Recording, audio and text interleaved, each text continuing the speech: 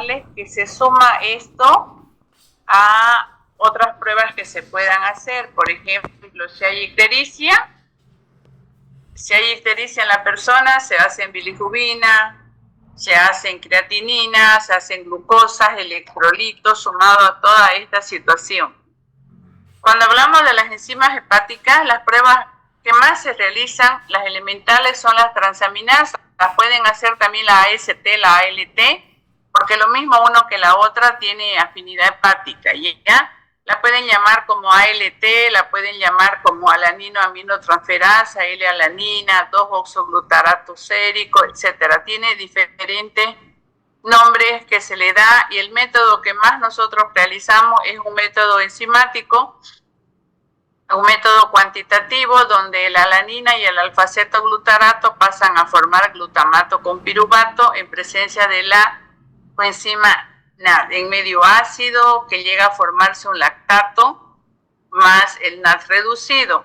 El valor de referencia aquí ya no sería hasta 12, vendría a ser hasta 40. ¿Cuánto tienen de la AST? Su valor de referencia de la AST. A ver, contestándome.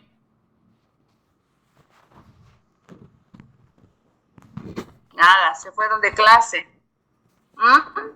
Estamos aquí, doctora. ¿Cuánto tiene de concentración la AST?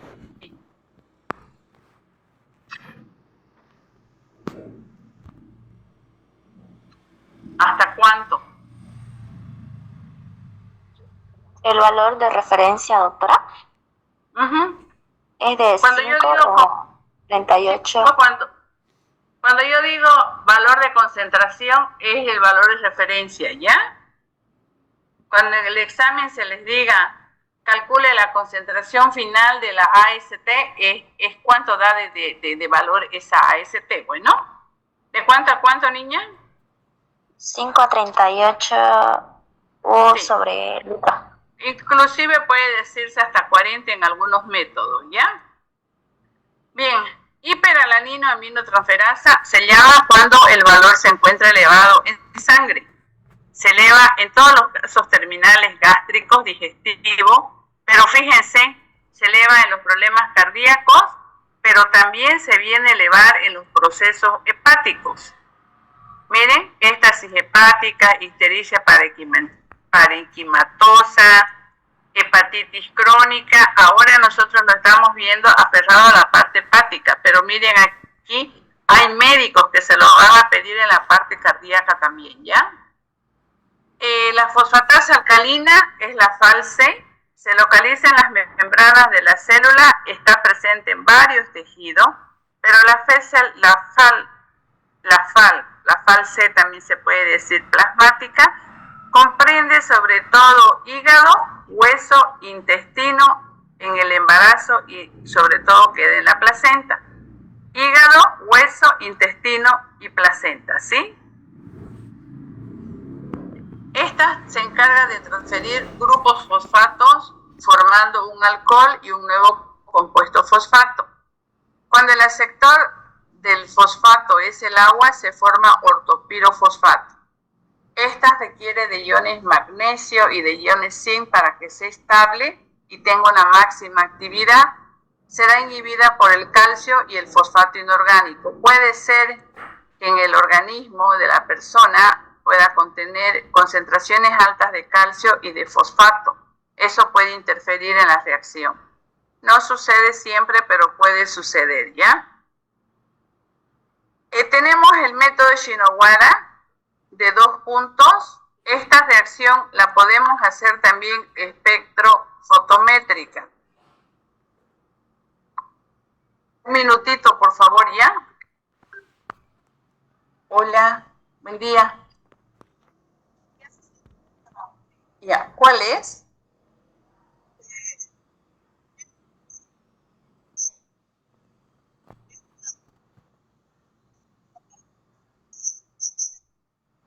Ya, una cosita, ¿este sí es de 1 kilo o de medio kilo, el de 45? ¿Seguro? Ya, listo. Prefiero yo te voy a...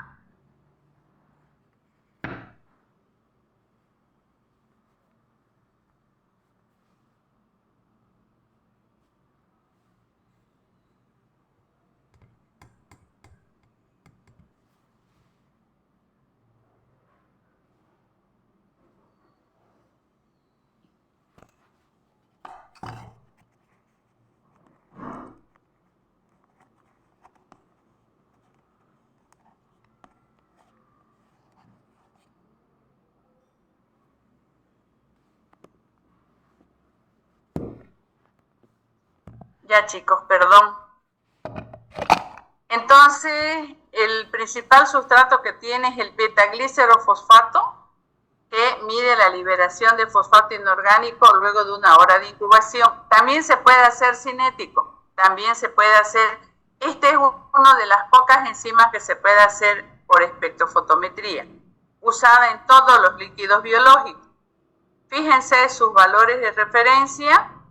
En el adulto, hasta 160, ustedes pueden tener otro valor de referencia porque la parte de laboratorio varía dependiendo qué tipo de reactivo tenemos. Pero lo que es importante que tienen que tomar siempre en cuenta es que los niños tienen un valor de referencia más elevado. Hasta los 18 años de edad se encuentra más incrementada por el proceso osteoblástico en la formación de los huesos. Este factor de 001667 es el único factor aplicado en las enzimas para transformar en unidades internacionales. Este es el único factor. Si ustedes sacan por esta unidad litro y multiplican por este factor, les va a dar en unidad internacional, pero obviamente esos valores salen más bajos, lo que causa confusión en los médicos, ¿sí? La actividad de la fosfatasa alcalina plasmática aumenta cuando existe cualquier tipo de obstrucción del tracto biliar, ya sea mecánico o ya sea patológico. Por ejemplo, si hablamos de mecánico, estamos hablando de cálculo que se puede depositar en pluricelular. Si tenemos la obstrucción biliar, puede ser alta o puede ser de zona baja. Si es de zona alta, son conductos biliares intrahepáticos los afectados, ahí estamos hablando de un problema patológico. Pero si hablamos de zonas bajas, puede suceder que los cálculos biliares vengan y nos estén causando ese taponamiento de los conductos biliares y la enzima quede en circulación elevada y no se elimina.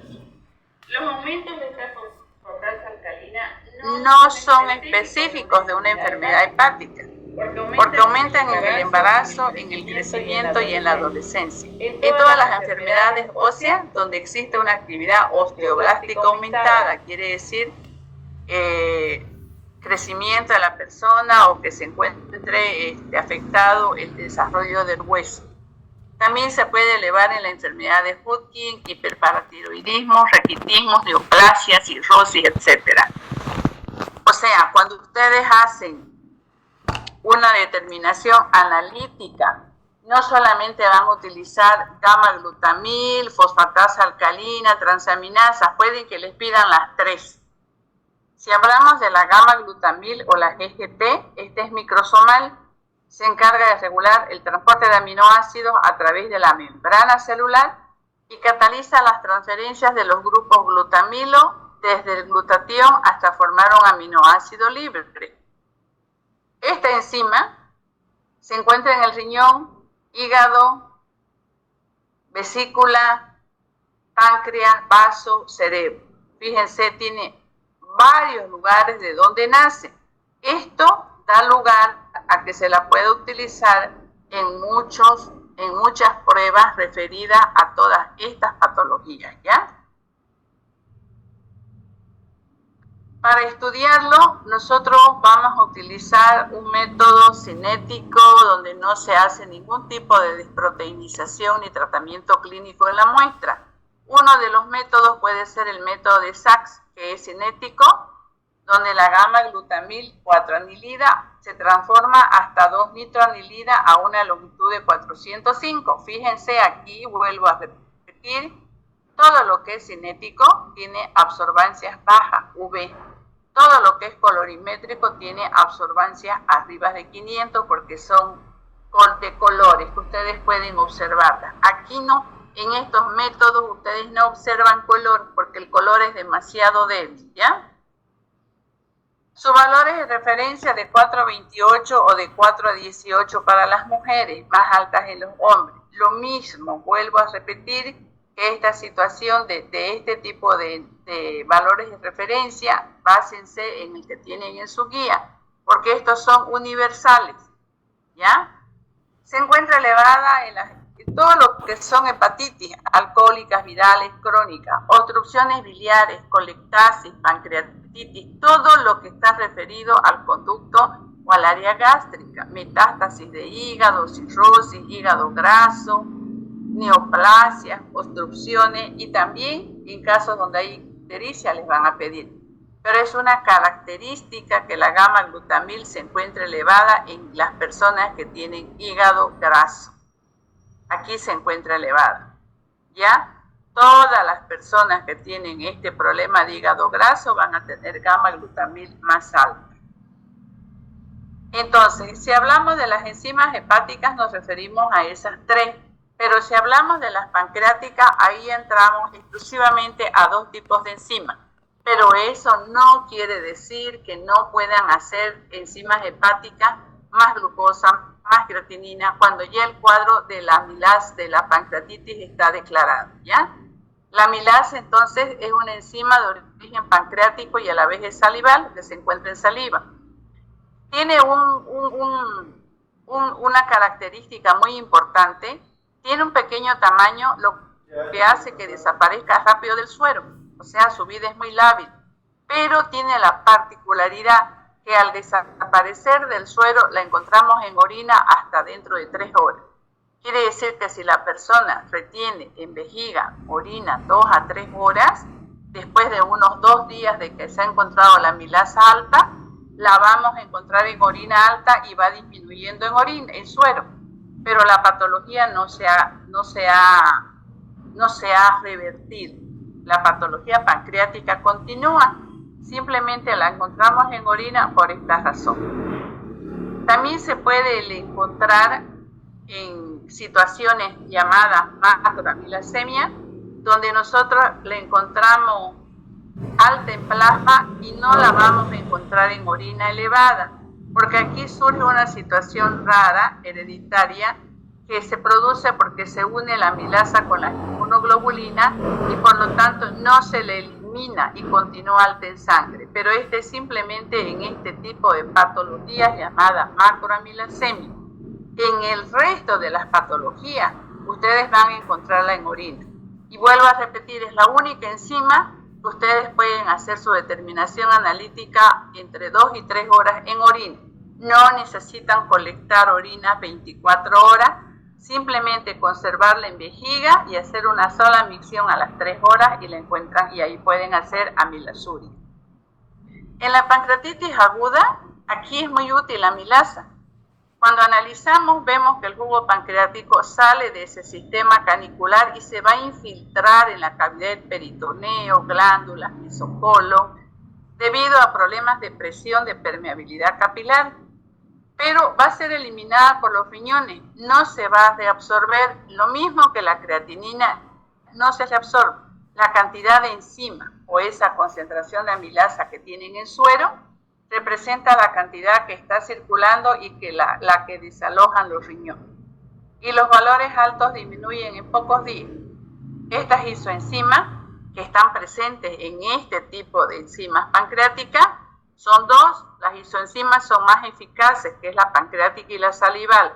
O sea, si ustedes consideran la salival y están haciendo con un pipeteo de boca, una pipeta, y soplan el final del reactivo, ustedes están pasando parte de la enzima pancreática que ustedes tienen en saliva a la determinación.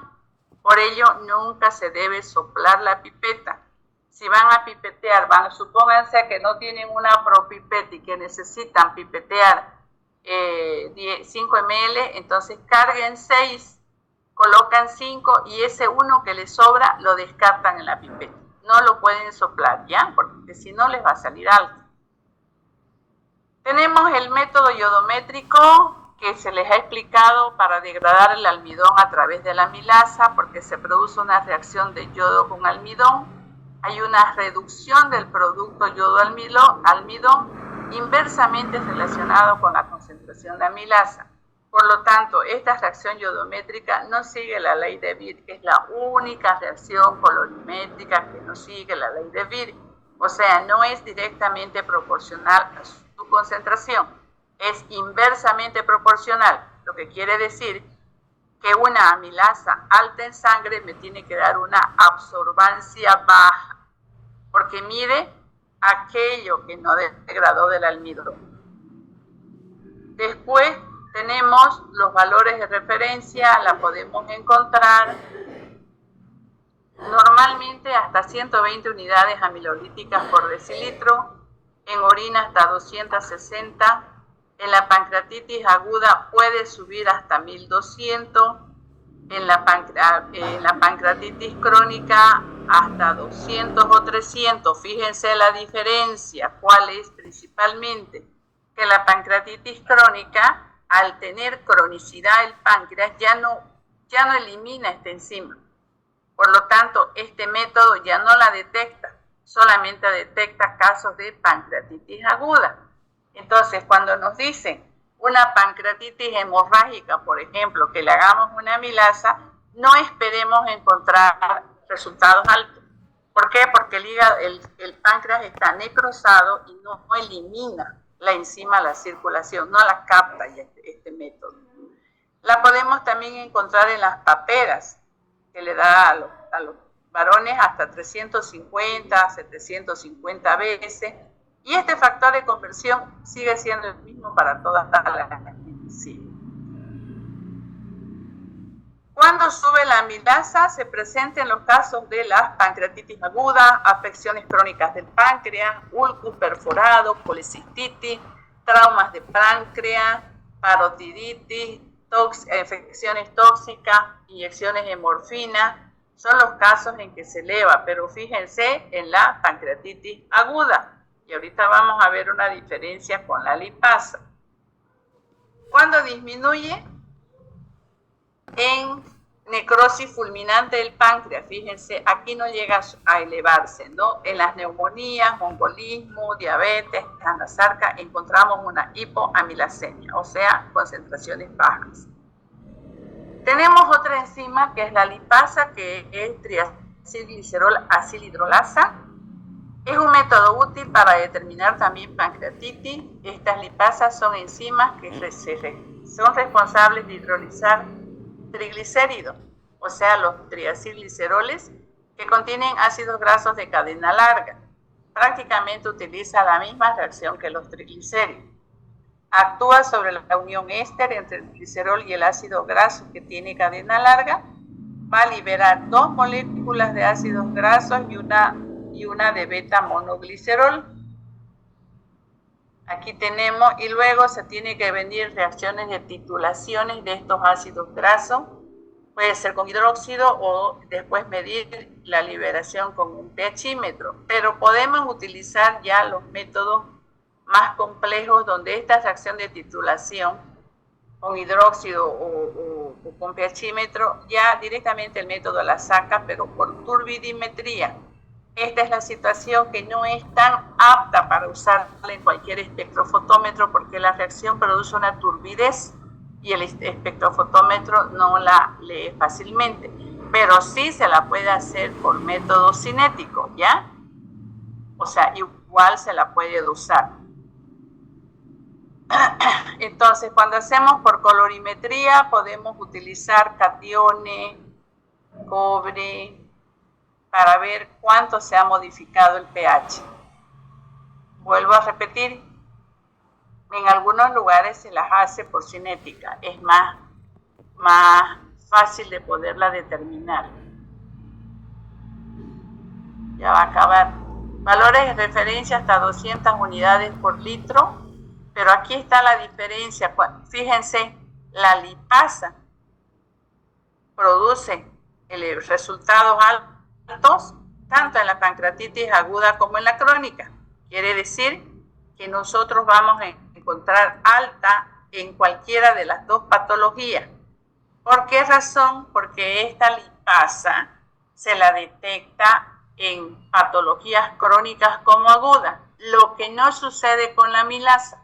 La milasa solo detecta efectiva en forma muy eficiente la pancreatitis aguda. En cambio, la lipemia, la lipasa en pancreatitis crónicas y agudas. ¿Ya? Esto hace una ventaja de la prueba.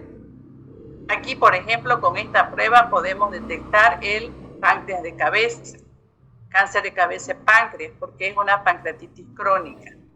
Afecciones hepáticas, cirrosis, ictericia, y la hipo, embarazo, tuberculosis y diabetes sacarídea. Entonces, ¿cuál es la ventaja de la lipasa? Voy a dejar de compartir y quiero que se pongan, por favor, en pantalla.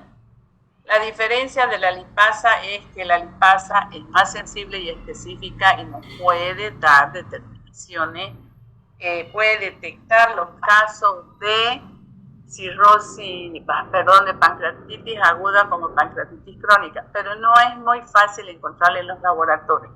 Solamente en aquellos laboratorios que sí tienen el área gástrica que trabaje con ellos, entonces sí pueden tener la reacción de la lipasa, ¿ya? Chicos, con esto nosotros hemos concluido el tema. Yo sé que están contentos y felices, pero déjenme decirles que si continuamos pasando virtual, lo mismo van a tener laboratorio y van a tener laboratorio y teoría virtual. ¿Ya? Lo mismo, o sea, no quiere decir que hemos concluido de pasar las clases, van a seguir pasando. Y así como están ahorita, 39 personas son